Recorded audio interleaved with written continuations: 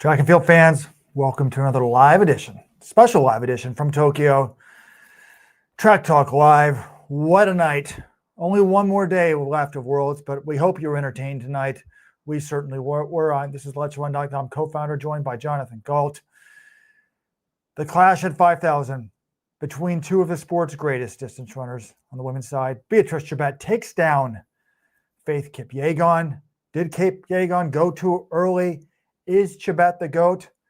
How about the run for the Americans in an event an American woman has never medaled in? Shelby Houlihan runs fearless, leads this thing for 4,200 meters, finishes fourth, beats Gudovsagai. Josette Andrews finishes sixth. Did Shelby silence the doubters, the haters?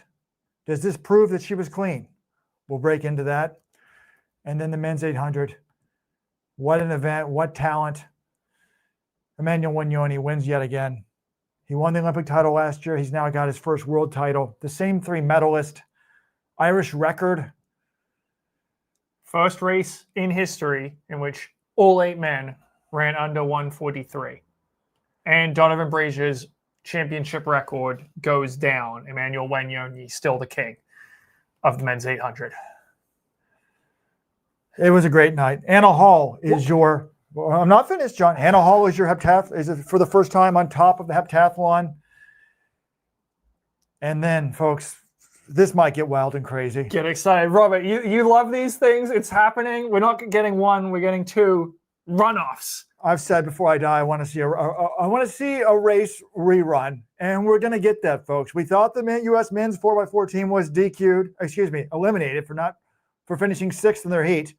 But folks, tomorrow morning, they're going to rerun them and a couple other teams and chaos, and they're not out yet. Jamaica is out, though, the men's 4x1. Everyone says, the U.S. doesn't qualify because they run like the B team. Well, Jamaica ran their A team, the 4x1, and had a disaster there. So a lot to get into. Fun night of track and field. And we want to give a shout out to AGZ. Folks, this is a crazy world with the time difference, 13 hours. I wish I had this supplement when I came over here. It's a nighttime drink designed to support restful, restorative sleep, melatonin-free supplement formula designed to improve your sleep quality. It works with your body, supports your body's natural rhythm. It doesn't override it. So AGZ. Jumping in here, guys. We can't hear you. Your audio went out maybe a minute ago. You guys want to check that? Hello, everyone. Coming to you live from San Francisco.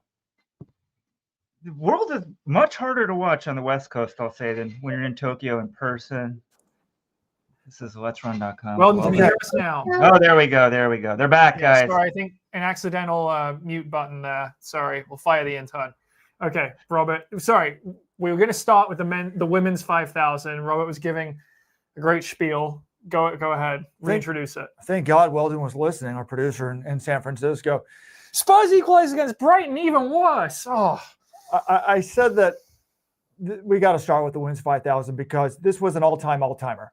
And sometimes the 5,000, to me, honestly, leaves a little bit to be desired. Like even the first Olympics I ever attended, 1996. Haile Gebrselassie wins the 10. The track was super hard. He didn't bother to come back for the 5,000. Vanessa Niamgaba won it. Everyone assumes, or at least at the time, of course, Haile would have won it. But it's hard for the 10,000 runners to often beat the 1,500-meter guys. And Niamgaba was a 1,500-meter guy, but we didn't get the cream of the cream in the event. Here we had it all. We had Chebet, 10,000-meter world record holder, 5,000-meter world record holder in the 5,000. We had Kipyegon, the 1,500-meter GOAT, former 5,000 champion. Did she have the 5,000 world record at one point? Yep. In here, and they're going to clash. They're good friends. They're not afraid to lose. And one had won in 2022, one had won in 2023, one had won in 2024. Who would win the grudge match? And this race went slow. And in the end, coming in, I think we thought that Chebet had the edge. She's been closing these races, John. You've been timing her 200s. Like she ran a 14:27 race earlier this year and closed in about 26.6. And we were like, can Kipyegon do that? And I'm like, my thought process was, hey, if this is over 14:40-ish, maybe Kipyegon's going to have a chance. And the race was slow. It went out super slow for the start. And the winning time ended up being... It was like 14:53. It was not quick. So, we kind of come down to the last mile. Let's try to get that last 1,600. 14:54, sorry. Yeah. So with 4 laps to go, I'm like, okay, this is turning into, or actually 1,500 meters. I think I turned to you and said, this is turning into a 1,500. Don't we know who the best 1,500 meter runner is? Well, we do if they start at the starting line. But even a slow pace, does that take something out of Kipyegon?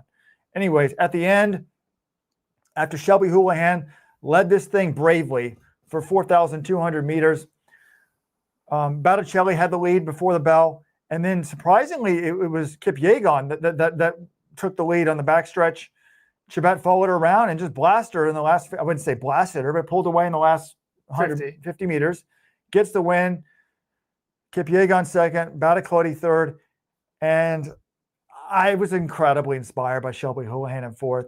Look, there's no way, like, if you think she cheated intentionally, you might want to turn off the screen now. That's fine. Because, drug cheats have ruined a generation, 2 generations of the sport. But if you think that there's a possibility, she definitely violated the rules she had in her system, but she did it innocently. And it's sort of, then it's really sad that she missed not 1, but 2 Olympics because of a mistake. And she's back on the world stage for the outdoor stage for the first time in 6 years, since 2019. She has no big shoe sponsor. She's got an apparel brand I've never heard of. Probably, Easy Day, I believe it was called. Give a shout out to them. But she's not part of the Bowerman Track Club. She's being coached by her sister and her boyfriend, I think. And she just equals her best performance ever at Worlds. She outkicks Gudolf's the guy, ran hard through the line, gets 4th. Josette Andrews gets 6th. And best finish ever by an American in the women's 5,000 at Worlds or the Olympics. Both of them, actually. The previous best was 6th by Molly Huddle in 2013. And Houlihan was 4th, Josette Andrews 6th. So really good showing by the Americans. I think let's get to the Shelby Houlihan discussion in a minute, Robert. I do want to talk about Chebet and Kipyegon and how they played this, because we had a lot of talk in the build-up of the strategy they would take and that sort of thing. And I think my takeaway from this is Faith Kipyegon doesn't really have any weaknesses as a 1,500-meter runner, but Beatrice Chebet has a better kick than her. I just think it's that simple. Like, Faith is a really good kicker. This isn't to say, like, an insult to her at all, but Beatrice Chebet has an all-time kick. And you saw it again tonight. The last lap was 57.60 for Chebet, 27.86 for her last 200. Faith was 58.47 and 28.67 for her last 400 and 200. And you saw what Chebet did. Chebet just stalked Faith. She just said, I'm going to mark her. I'm going to follow her every move the last lap and then move by with 50 to go. That's the approach that we thought Faith should employ on Chebet, because last year in the Olympic final, Faith took it with maybe 600 to go or so and ended up getting run out of it in the end. And I asked her tonight, she took it with about 275 to go in this race. And I said, why'd you do that? And she said, well, there was still a bunch of us. This is the quote. I saw we were still many, and we were. And it's good to have position before the bell. So there was still a bunch of women in the race at that point. She was in good position, and she wanted to make the most of it. She said, I have to push and go home with my medal. I was happy to have a silver medal. So she thought she still ran well. She did. I mean, she was beaten by one of the greatest runners the world has ever seen in the women's distances. But I said, do you regret going as early as you did? And she said, no, I knew we were all strong. It's a championship. It's anyone's race. I would amend it to say they were really, it was one of 2 women's race. Beatrice ran really well for 3rd, actually, so maybe give her a little respect. But yeah, if I was Faith, I would have just said, hey, Chebet, you make the move. I'm just going to sit on you, and then I'm going to try to go by you. I'm not sure that would have worked because, again, Chebet's last lap was almost a full second faster than Faith's, and her last 200 was almost a full second faster. So she might have had that top gear, but if I was Faith, I would have that's probably the strategy I would have employed, but you may have gotten the same result because Chebet's just that good. Correct. The post-race comments were kind of weird to me. Like, no, it's not everyone's race. Let's be honest. This is like a 2-person's race.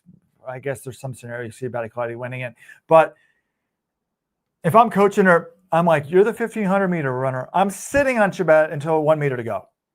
and just trying to outkick her at the very last moment. But Chebet, yes, her last 200 is insane. I think we have the answer now. I mean, to me, there was some doubt because, yes, Chebet was better last year, but it was a little bit faster of a race. It was, I think, a 14:28 race, if I'm not mistaken. And yes, Chebet's been wrecking world records, but Faith's also been breaking world records. So, you know, they're both in their best form. Who's improved the most? And Faith had run that 8:07, 3,000. Now, Chebet had run like 8:11 when she wasn't even going for it. So you think, because generally the 5,000 would kind of turn into who's the best 3,000 runner. But when it went so slow for the first 3,400, you know, I guess they kind of got going though. I posted on the forum, and maybe I can pull them up. Shelby, like the first K was so slow, but then around 2K, she started throwing the laps down faster and faster. And, you know, I've got a 13-minute interview up with her. So she was getting faster. So it wasn't like it was just, and then the last 1,600 was extremely fast. 4:24 for Kipyegon, for Chebet. Like I think it was like 4:27 for Shelby. But yeah, Chebet is right now, it's seemingly unbeatable at anything higher than 1,500 meters. No, this version of Chebet, you could make the case is the greatest female distance runner we've ever seen. I think you've got maybe 2021 Sifan Hassan with her Olympic double gold in the 5K and 10, and then her medal in the 1,500 as well. She's going to be in that conversation. Maybe peak Dafar or Dababa, but how fast she's run, she's got the world records in the 5 and the 10, and now how fast she closes races, I just don't know what the recipe is for beating her. She's incredible. And she's essentially done everything you can in the sport at this point. She's won the 5K and the 10K at the Worlds. She's won the 5K and the 10K at the Olympics. She has the world record in both. She's won the last 2 world cross countries. At this point, she's proven everything she needs to prove. Now it's like, how many of these can I win to sort of make the case as the GOAT women's distance runner? So she's still only 25 years old, so she should be dominating for the next few. It's just, I don't know. Yeah, it's hard to see anyone surpassing her the level she's at right now. And, you know, props to Batacledi, who bounced back. I mean, 2nd championships in a row that she's finished top 4 in both the 5 and the 10. She gets 2 medals this time. She got 1 last time. And to be anywhere close to Chebet and Kipyegon, 2 all-time legends by the finish, it's pretty impressive. Like Chebet 14:54.36, Kipyegon 14:55.07, Batacledi 14:55.42. Like to even be in the picture with those 2 women at the end, you have to be at a super, super high level. So she had a tremendous championships, did Batacledi. What are you looking for, Robert? I'm just trying to figure out the last 3K. 2K was 6:20. So I found all my posts here. So, you know, I mean, the first 1,000 was extremely slow if you weren't up early watching, 3:17. And then, you know, 5:07 for the first 1,600. Then Shelby started running 73, 72. By 3K, it was down to 68. So you know, she's kind of doing a long squeeze. Then slow down a little bit, 71, then 70, 3 laps to go. Again, 4K, they're at 70, and it was 12:50 with 2 laps to go. And then, you know, they end up running 14:54. So the last 800 for Chebet was probably like 2:02, 2:03. You know, and I wrote at the time, I said, Chebet for the win. If she can outkick Faith in a race that slow, she's unbeatable. Shelby ran a great run. And then let's talk about the ironic thing here. I mean, I don't know if irony is the right word, John. You're the English guy. You're the literary expert. But I first of all, like, you know, we said it before. Like, Shelby can never win over him. But I just started a thread. Did she silence some of the haters? Because if you think that, what else could prove to you maybe that that she was clean and she was caught up in an innocent mistake? Like, she serves a 4-year ban. She comes back in her early 30s, and she's just as good on the global stage as she's ever been. And she led this whole race. And I thought she was extremely brave. She's like, I haven't led anything all year. I didn't really want to lead, but there I was, and she did it. Now, I guess the only argument would be, there's only really 2 arguments. One, you could say, well, she doped then, and she's still doping now and getting away with it now. Or you could say, well, there's residual gains from doping, even though it's been like 5 years. Residual was that word there. Yeah. So, but I think if you're open and you're sort of torn on the label, to me, I always think, well, if they come back clean and are equal in their performance and are being tested all the time, it's better. It's like if you're skeptical of Kenyan distance runners right now, as many of you should be, Sebastian Sawe is going to run the Berlin Marathon tomorrow. Well, he's offered to be drug tested 25 times. If he continues to run well when he's being drug tested 25 times, that to me is a sign that, hey, he's probably clean. And the same thing is true with the opposite is true of Fred Kerley. I actually think this is very interesting. In case you don't know, Fred Kerley, the U.S. 100-meter runner, who he's been suspended from the sport for missing 3 drug tests. Well, he's just signed up to go on to the enhanced games, which is where you're allowed to drug and dope yourself. So he's going to be running hundreds next year, probably on steroids. And to me, if he doesn't run significantly faster than he did this year, that means he most likely was doping this year. So that's going to be a litmus test. Like let's think about this logically. But anyways, I did extremely long interview with her, 13 minutes. One other journalist was kind of joking. He's like, I've never seen anyone do a film and a thing. But I really wanted to ask all the questions. And Jonathan's gotten some flack for saying he believes in Shelby. And she innocently made this mistake and wasn't intentional. I'm open to both possibilities. But after this, I'm much more likely to think, man, this girl, I was super impressed. I actually, when I turned off the camera, I said that was impressive as hell. And congratulations. You should be extremely proud of that. And I was. But I tried to ask the questions that some of you who don't believe in her would ask. And one of the things that I thought was very ironic was there's message board haters of Beatrice. Her father, what are the odds? The woman that kept Shelby Houlihan off the medal stand tonight, her father was a very good Italian runner, and he tested positive for nandrolone back in the day. That's the very same drug that got Shelby Houlihan busted. So now, I don't read Italian. I believe that he got off eventually from the charge, but people are assuming, Beatrice doped because her dad doped. Well, the dad may have been let off. I'm not sure. We really need to have set up an interview or get a translator or see if she speaks English with Beatrice. I don't think it's really talk to her. She speaks English. Okay. Ask her about that, and she's never heard of Shelby and stuff like that. Because Shelby didn't know the story, but she's like, well, whatever. It's just, she's like, I think differently about the whole anti-doping situation than I did before. But check out the interview on YouTube, 13 minutes. Love her or hate her, incredible run. She and Andrews ran great. They ran great. Yeah, and I think, if you're someone who believes Shelby doped intentionally, then, I mean, maybe this says to you, hey, she kept going for 4 years and she came back and she's still performing at a similar level to when she left. She said she thought she's in American record shape for the 5K right now. She doesn't have the 1,500 wheels that she did, but she's also 32. And for her to get 4th first time bout, maybe you say, oh, okay, she really stuck with it. She's still here. But then, of course, Justin Gatlin heard this. When he came back, he started running faster than ever. And people said, look, okay, he's running these crazy times, but he's running times in his mid-30s as a sprinter that we haven't really seen before.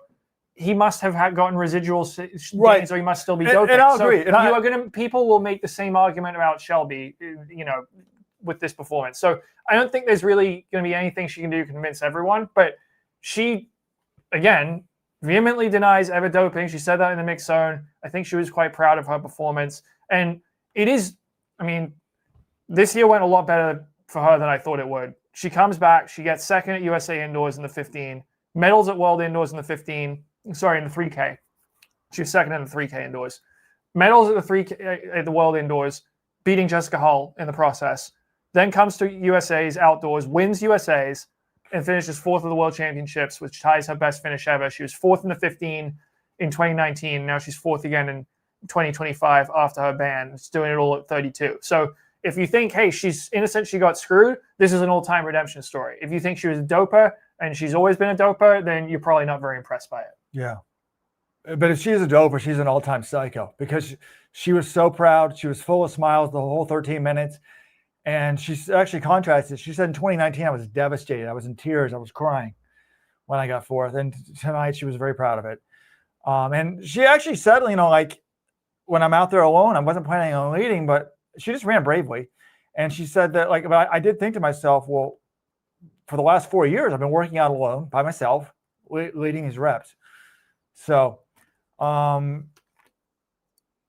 considering she wanted to break 30 minutes in practice, I told her, why don't you move up to the 5 and the 10? You know, because she was talking about running, she thought about running the 1500 this year, but she couldn't get the wheels. We threw out World Cross. Anyways, check out the interview. And props to Josette Andrews as well. 29 years old. She had been Mrs. Neely or Mrs. Something Goes Wrong at USA's. And there have been times where she was favored to make it and she didn't do it. And this year she makes the team. It was close. She had to battle for her spot at USA's. Like it wasn't entirely convincing, but she did finish third and get that third spot. And then she goes to the Diamond League final and gets second in the Diamond League final. And now she's sixth in the World Championships. If it wasn't for Shelby, that would tie the highest finish ever by an American in the women's 5,000 at a global championship. So really great season for her. And Robert, in the mix zone, she was saying like how proud she was of the OAC performance at this meet. She said, everyone we sent to this meet got into the final. We got a win from Jordy Beamish. She was sixth tonight. They've got Kai Robinson going in the men's 5K. Falcon was sixth in the 1500. She just said, like, I really think our team spirit's been really good. And obviously there are some high-profile athletes who didn't make it to the World Championships, but the ones who are here for OAC are performing. And in terms of why she did so well this meet, I think she just said every year there's been some sort of hiccup and something had gone wrong or an injury. It was bad timing a lot of times going into USA's. This year, no setbacks or anything. And that's why she thinks she had her best season ever. But the OAC, you had a point there, Robert? Well, no. I mean, it's tough being a coach because when people judge you on whether you're meddling or not,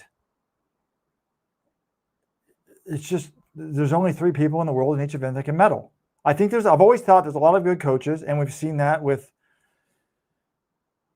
some of these people coaching one-off people, like high school coaches, Grant Fisher's coaching to the best. But a month ago, before this Worlds, it was like, this is a terrible year for the OAC. They're having a disastrous year. No year at Nagoose.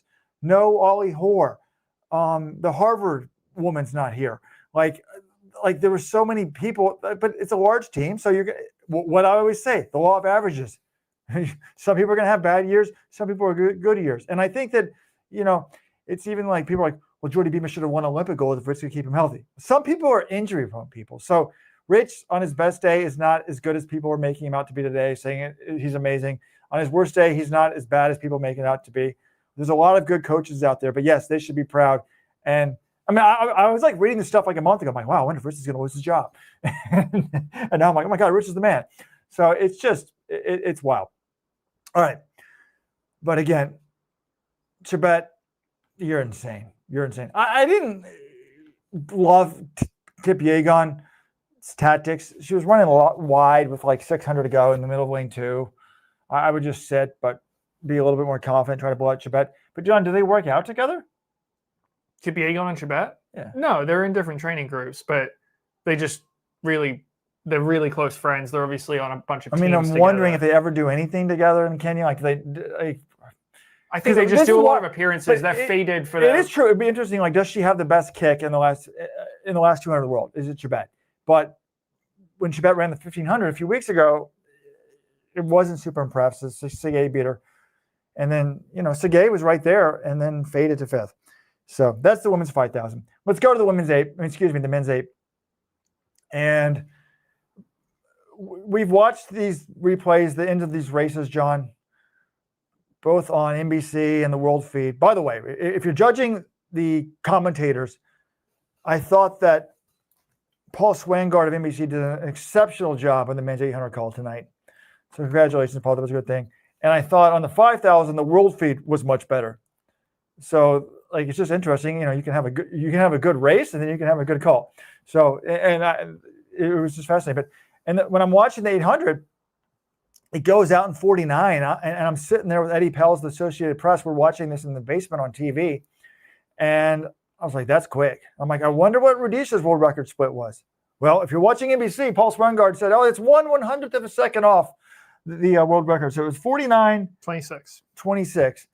And then they hit 600, and I'm like, I wonder what the world record split is. And it was like 1:15.3, but the world record split was like 1:14.3, right? Yeah. So they were a full second off, so it's not going to happen there.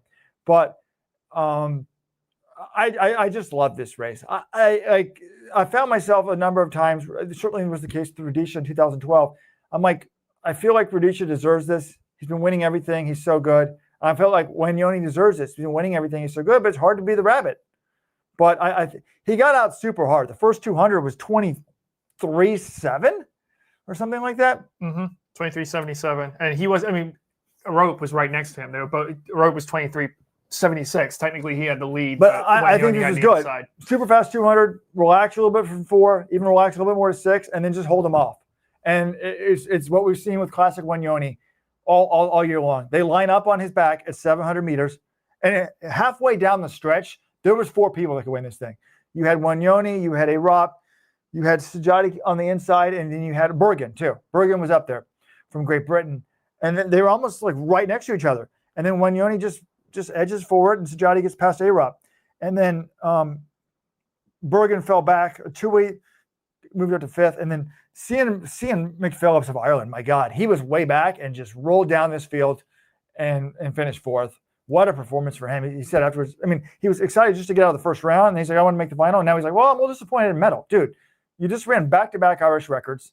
That was amazing. Navasky Anderson of Baltimore. I've got an interview of him. His coach, Tom Brumlick. Baltimore via Jamaica. Yeah, baby. They live in Baltimore. I'm going to start going. I'm going to the Under Armour facility every week to watch these guys. Like, he finished 6th in a Jamaican national record. I got an interesting interview with him. I was like, did you see this coming? He's like, yeah. Like off camera, he was telling the coach, I'm really proud of my record, my national record. I think he had back-to-back national records. But he's like, I'm sorry, coach, I'm going to win this for you one day. Like he was adamant that he's eventually going to be a world champion. Now, I don't know how many finals say that, but I was like, wow, he's just saying this right in front of me to the coach. Like it wasn't on tape. He was just saying to the coach, like, we're going to win this. Well, but he also gave a ton of props to his coach. He was like, you did this, man. Like, he was like, he was not taking credit. He's like, this was because of you. You were so good. And I'm going to go down there and try to get to the bottom of this. But I said, did you see this coming? He said, absolutely. And listen to the YouTube interview. He's like, we did a 600. And he's like, when was it, coach? And he's like, well, it was 1 week before the first round here.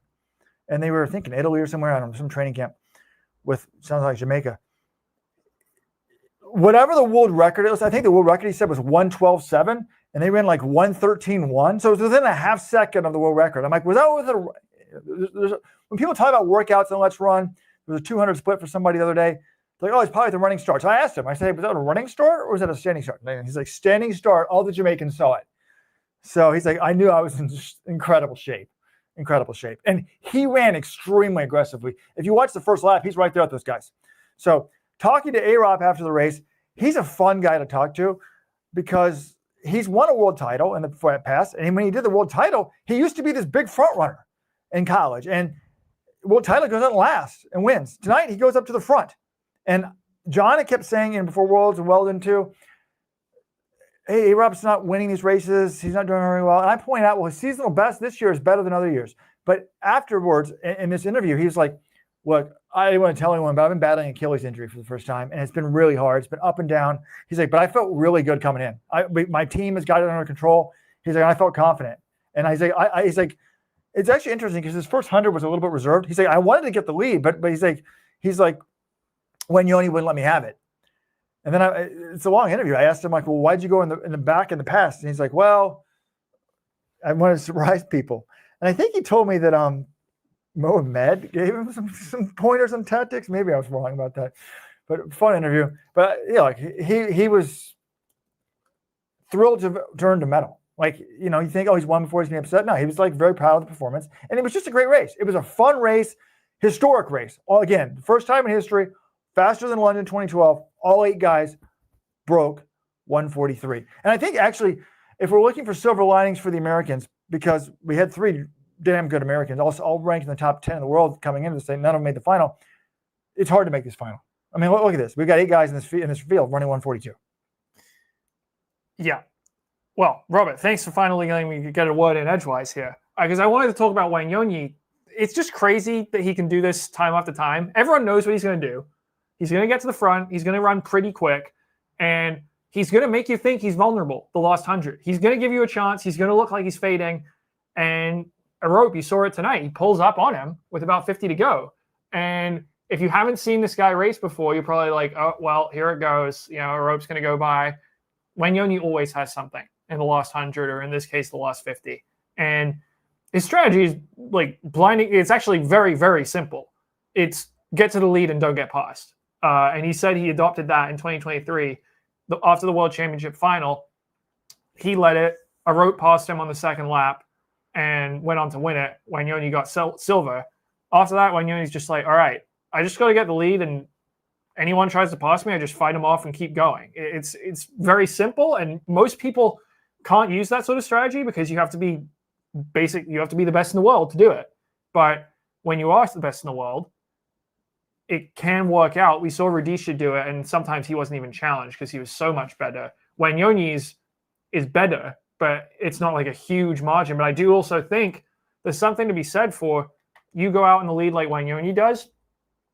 You can run the shortest distance. You don't have to worry about like getting out wide and trying to pass people in turns or, tucking in any of that sort of stuff. You just run on the rail the whole time. Now, you are sometimes at the whim of accelerating to match other people's moves and all that stuff, but that's how he runs. Yeah. I thought that he had a nice trip, though. He didn't really have to accelerate. There wasn't a lot of challenge for the moves until the end.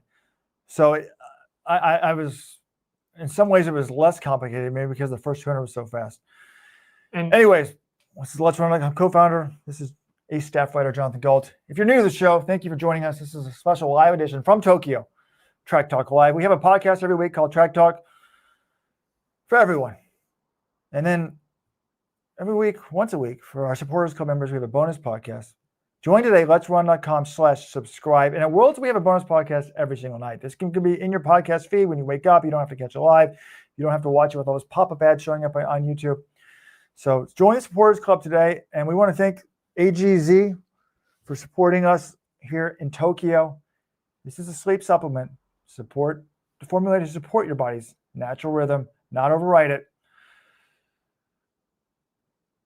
Easy to absorb ingredients will help you. I wish I brought it with me because, man, it's been tough sleeping 13 hours. And then we're going to be heading back. So tomorrow's the last night. I think it's a little bit earlier. John, is it true? It is a little earlier. So, maybe we can visit one of the famed bars in the Golden Guy or something like that. I'm not sure. That's not going to be good, though, for the East Coast, for the U.S. visitors, because how early is it? Well, I think it just ends a little earlier. There's fewer events on the schedule. But, Robert, I do one more thing on this men's 800. A couple of people have noted in the comments. Oh, by the way, if we'll get to the runoff in a second. That's actually going to be, you get some bonus track in the morning session on Sunday in Tokyo. It's the evening session in the U.S.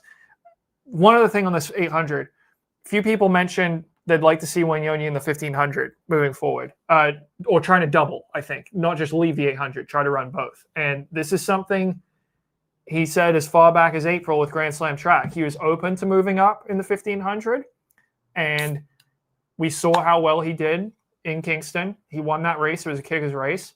I have to think if he was in the 1500 final in Tokyo, he would have been licking his chops. So no, I wouldn't say anyone can be licking their chops. Nader's close is pretty safe. I know, but I would love to see Wanyonyi take on the 815 double. He's got the world he's got the world title, he's got the Olympic title. Now it's time to tackle a little more. Let's go 815 in Beijing 2027.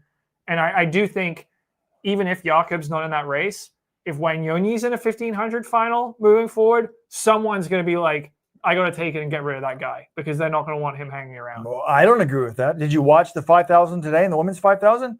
Nobody took it. I was actually surprised. No, but that. I think they just deferred. I think they just kind of acknowledged Chebet and Kipyegon. You can't beat them. So if they're not going to take it, I was kind of surprised that Agnes and Gedich didn't take it. What are these people doing? I guess they're hoping they can outkick Kerley for third. I was just like, if you don't have a sick kick, why are you letting it go this slow? So I was surprised that someone didn't push it. But we're probably gonna have that problem in the 5,000. These you're seeing it in so many events now. It's so competitive.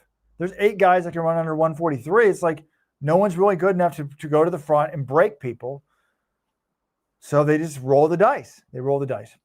All right, let's get into well, Anna Hall won the heptathlon. Congrats to her.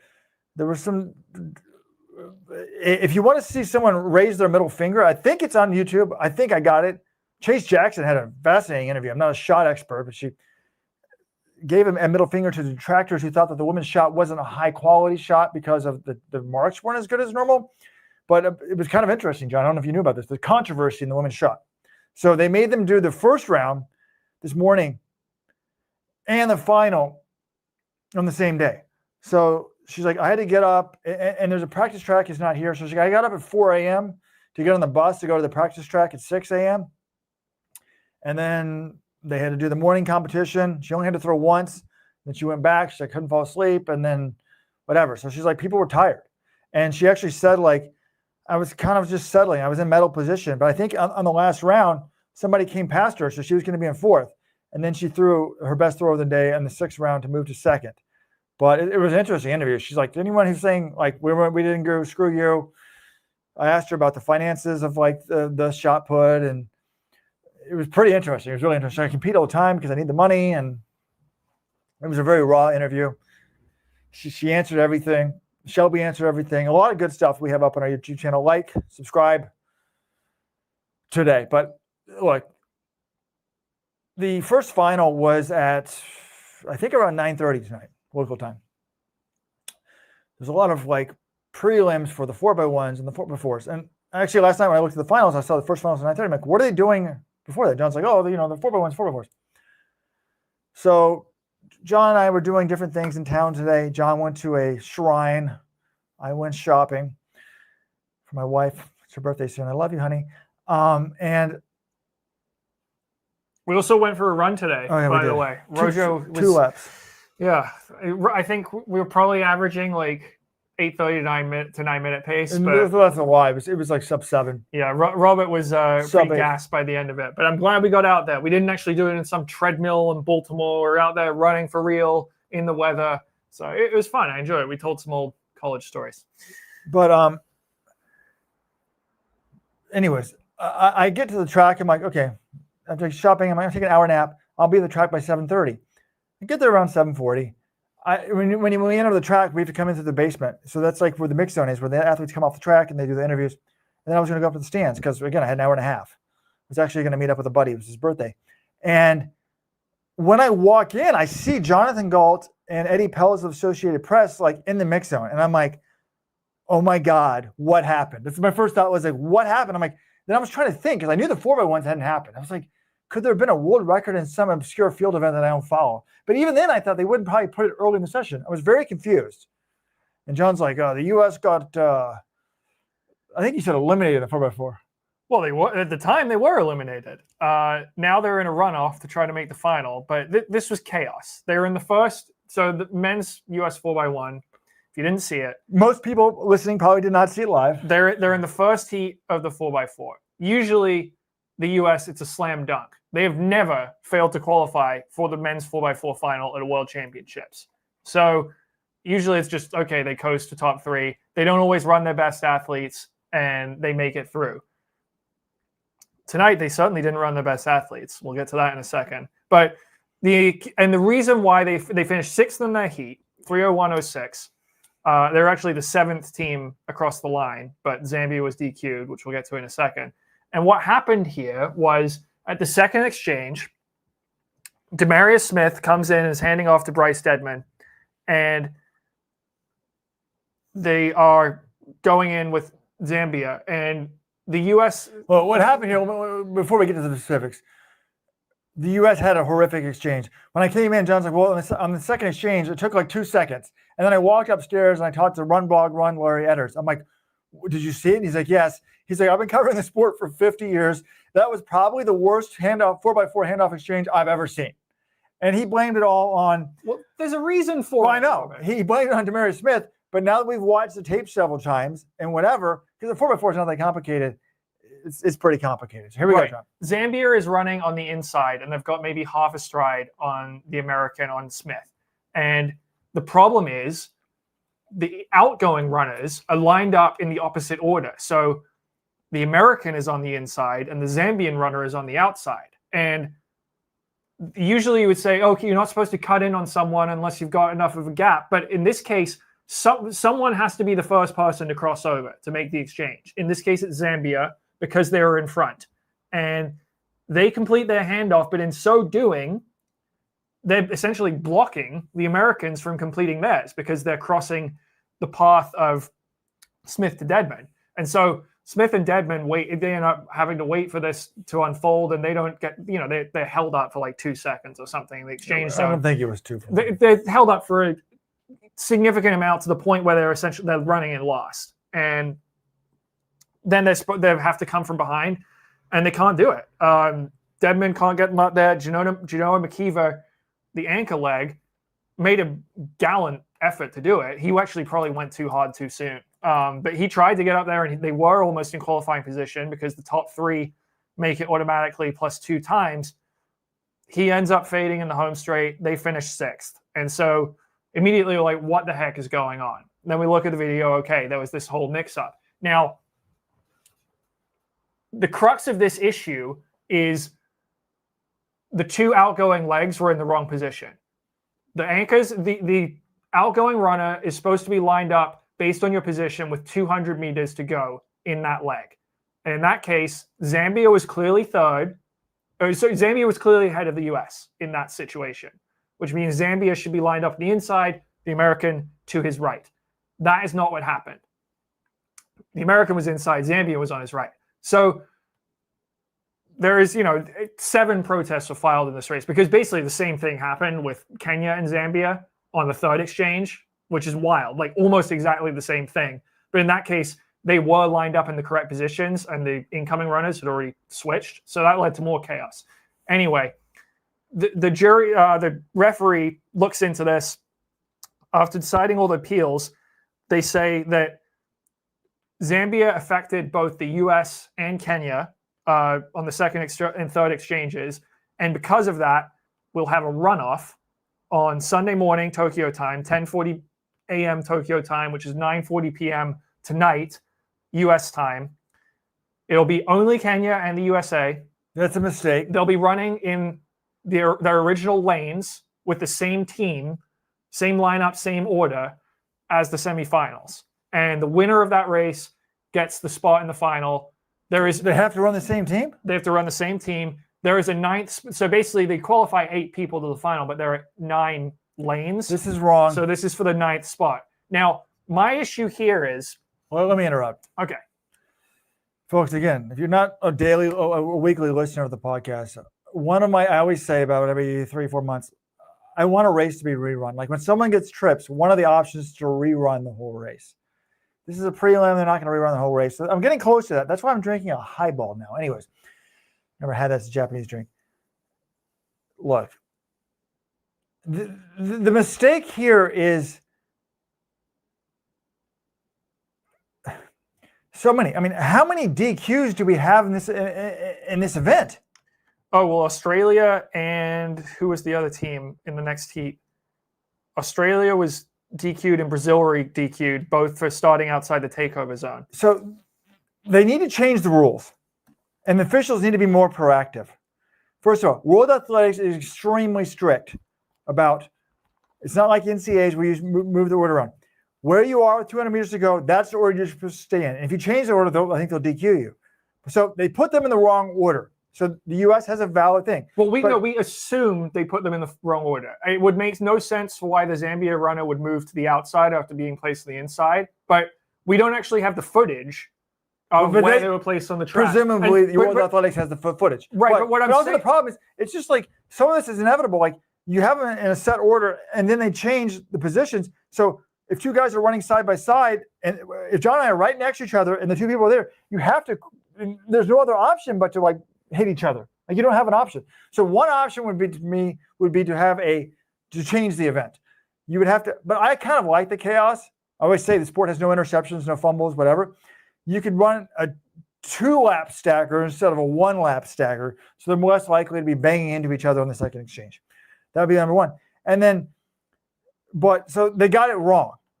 They put them in the wrong order. That caused Zambia to, impact the U.S. So to me, Zambia has a good reason why they're banging into the U.S. Well- So I think Zambia should be in this relay too. I think all three teams. That's what I'm complaining about. If we're going to put the U.S. in there and we're going to put the Kenya in there, then you put Zambia in there too, because they may have fouled the U.S., but they fouled the U.S. because the officials screwed up. And then the second heat, I think it's because, like they said, these guys handed off too soon. Well, honestly, if there's two teams like handing the baton too soon, the officials should be reminding the guys like, "Hey, don't hand the stick off." Whatever. While Like the race is going on? What do you mean, man? If you're going to be that much of a stickler, like You're supposed to yell at them as they're doing a handoff before they've handed off too early to hand off in the zone. I'm just saying, that's absurd. A 4x4 is a pretty simple race, and we have 4 DQs. Well, it's 3 DQs and 2 reruns. So 5 teams out of 16 are impacted. That's like a 33% hit. Yeah, it's a mess. But what I want to say, I want to be clear here. Zambia, they were DQ'd for starting outside the takeover zone. So I'm assuming this was in the second leg with the US. I'm not actually totally sure. I don't know exactly one. And you can be, that is the same rule where if you switch positions after you've already been placed in the position, that's what you would get DQ'd for. So I wonder, I mean, I don't think this happened. I don't think they switched positions. I presume the officials put them in the wrong spot. But if the Zambia guy did switch positions, that might be why they're DQ'd, and that then you wouldn't put them in the runoff because they caused this whole mess. I'm almost fine with letting them switch positions or changing the rule. To me, doing it 200 meters out is too far. You have technology, you have AI, you have computers. They should do it with 100 meters out. You still have 12 seconds, and a computer could say, like, USA, Nigeria, Japan, and you put them in that order with 100 meters to go, and you're less likely to have this chaos. I didn't run many 4x1s, but your guys do need someone to shoot for, and it's like a target to look for when you're coming in straight. But and maybe when I was at Cornell, I wasn't coaching the 4x4. It drove me nuts how just because you're in 4th place, the dude will be handing off in like lane 9, which doesn't even exist. Well, here it does. Like, dude, just stay on the inside and just move down. Just move down, move down. Anyways, a lot of chaos there. A lot of chaos. So, but Robert, I do agree because the USATF, they are also appealing that this whole thing was caused by the Americans and Zambians being put in the wrong positions, and that's why they were disadvantaged. And they were this was after the referee already decided there's going to be a runoff. USATF has filed an appeal, my understanding was to try to get advanced just directly to the final. I don't think that was actually going to work, but if that appeal, if the finding of that is that they were placed in the wrong positions, then I think you have to put Zambia in this runoff because they, like you said, I think they handed off early probably because they were put in the wrong position by the officials. So it's a total cluster. To be honest, I mean, there'll be a lot of time to do the thing. At this point, if they put them in the wrong well, we're 1 second out of qualifying, so this could have been 1 second. Like, I feel like at this point, if they put them in, whoever was put in the wrong positions, assuming they were within reason of qualifying, so the U.S., if that's true, we should be put in the final without having to do the runoff. That appeal was denied. I just got a message from Jay Holder of USATF. I would put Zambia in the final for being put in the wrong position as well. Where did they finish in the race? Do we know? Like how far back they were? Not exactly. I don't know. They don't have the previous results. Sorry. And then what's Kenya's foul? They got fouled by Zambia? Well, no, the same thing happened in Kenya as happened to the U.S. on that just happened on the third exchange. I would put all the teams in the final and screw the runoff and just have 2 teams share a lane.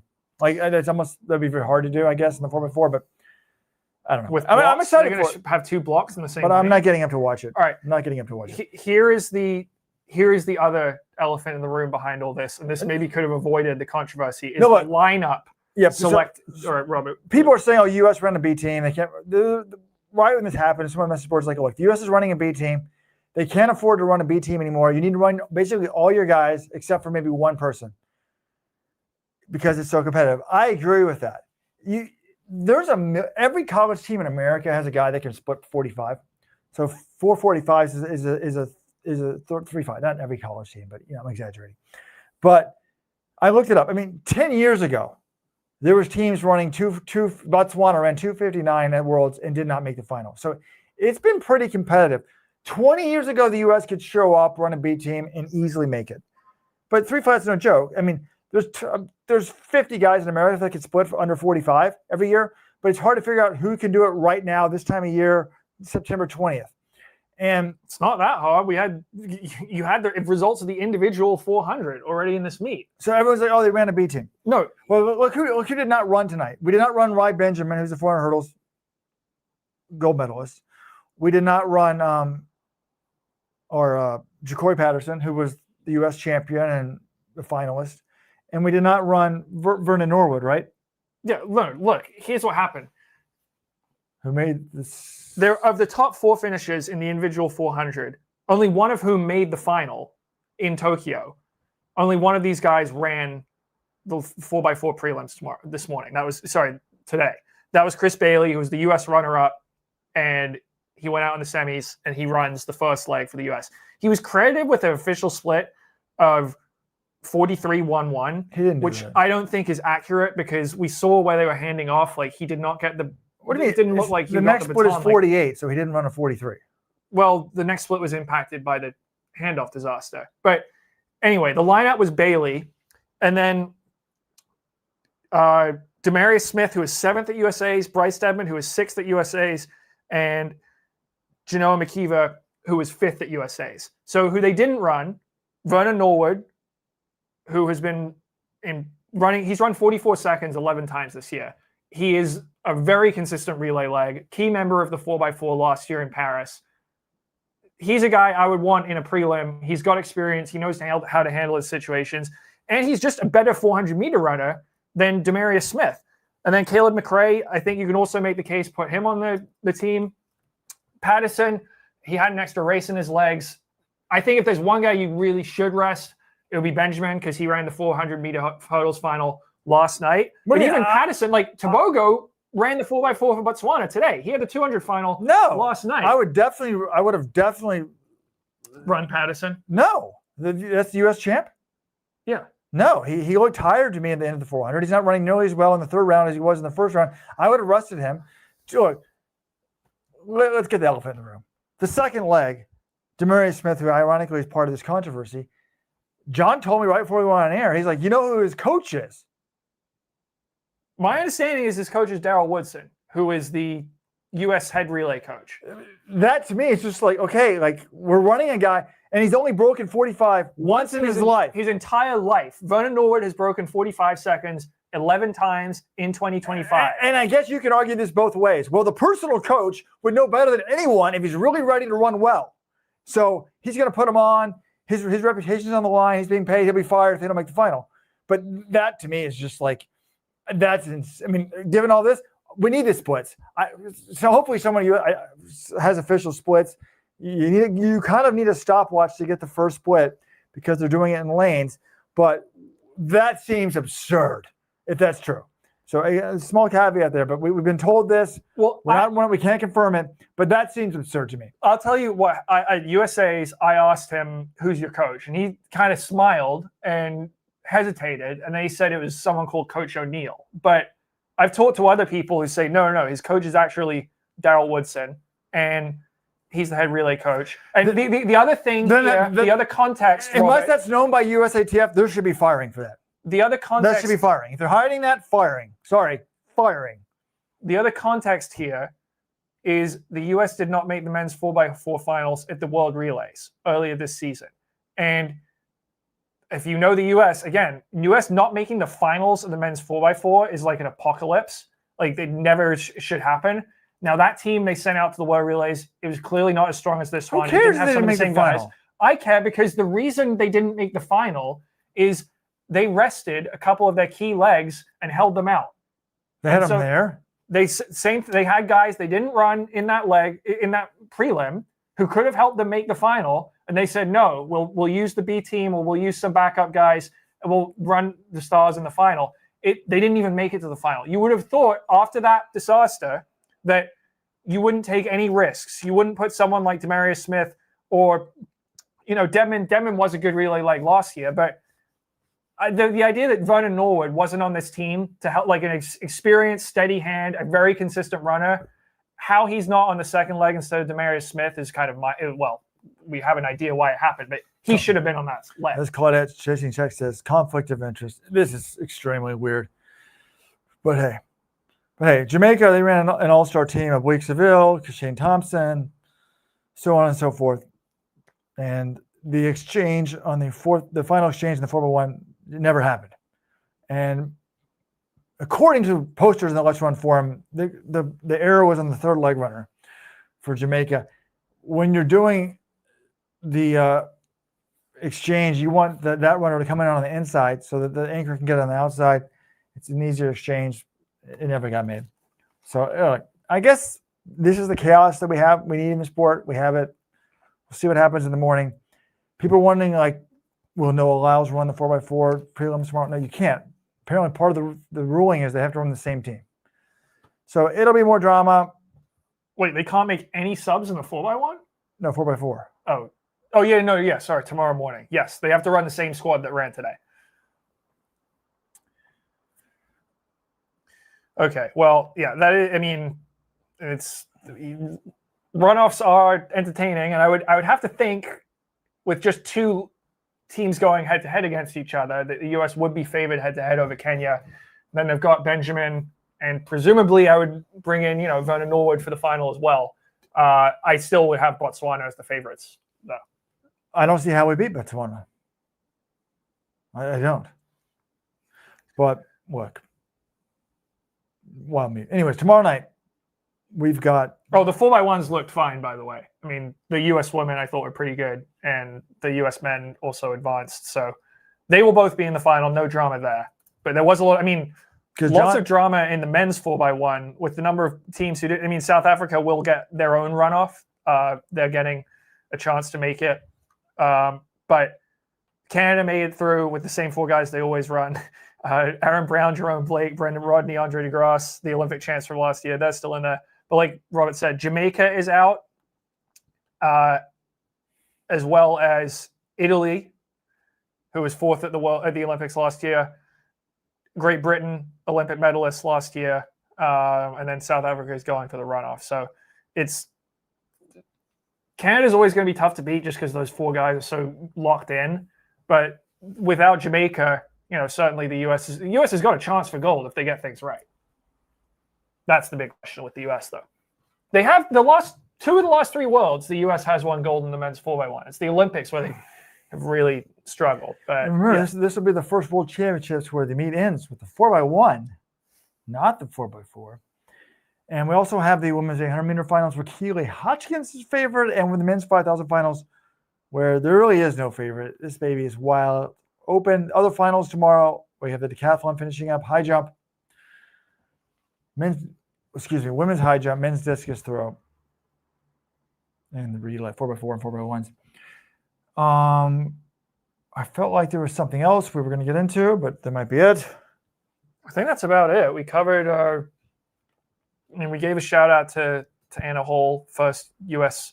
woman to win the heptathlon at Worlds since Jackie Joyner-Kersee all the way back in 1993, and she closed it out by winning the 800 at the end of the meet. And then there was the very rare tie for the bronze medal in the decathlon. And this is why the live scoring technology that they've had on some of the results really was very helpful, because you couldn't even always see Talia Brooks and KJT, Katarina Johnson-Thompson, like in the same shot together. But the live scoring was adjusted. You could see on the very last lap, Brooks, who was leading coming into the 800, her points were dropping because she was slowing down, and KJT's were going up because she was speeding up.